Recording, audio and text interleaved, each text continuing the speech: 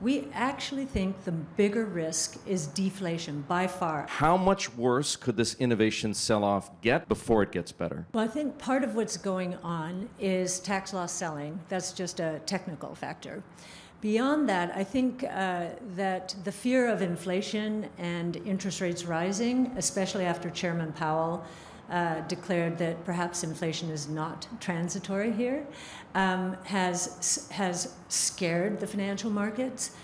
This really started in mid-February, this correction. So this is a very long correction for us. We actually think the bigger risk is deflation by far. I disagree with Barry completely on this, and I look at these rent increases as major tax increases effectively on the lower income earners, and the same thing with gasoline prices. The University of Michigan Consumer Sentiment Index is lower now than it was at the depths of the coronavirus. Why? Because purchasing power is diminishing here so much. I also think that businesses that have spent the last year and a half scrambling to catch up with consumption, they were way behind, are now overdoing it. And we are in the middle of a major inventory build that is going to unwind next year. So that will be a cyclical deflation.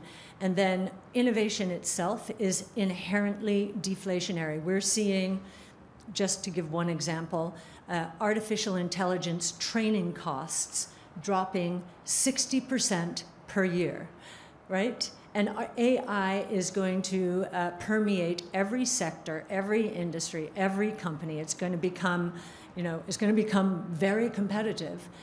So we think, and that's just symptomatic. There are so many other deflationary forces out there associated with DNA sequencing, robotics, energy storage, blockchain technology. So, and what we're also seeing is the convergence between and among these various innovation platforms, so that one S-curve is going to feed another and another. And so people are saying, well, then why are these stocks going down?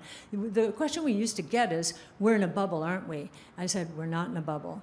And now that our stocks are down, but the averages are up, many people are thinking we're in a bubble still.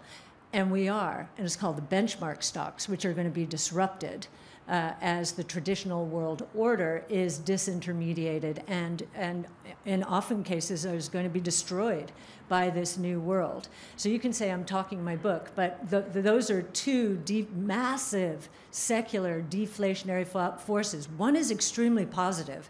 Deflation, learning curves, cost declines, price declines in innovation means we'll get a boom in innovation.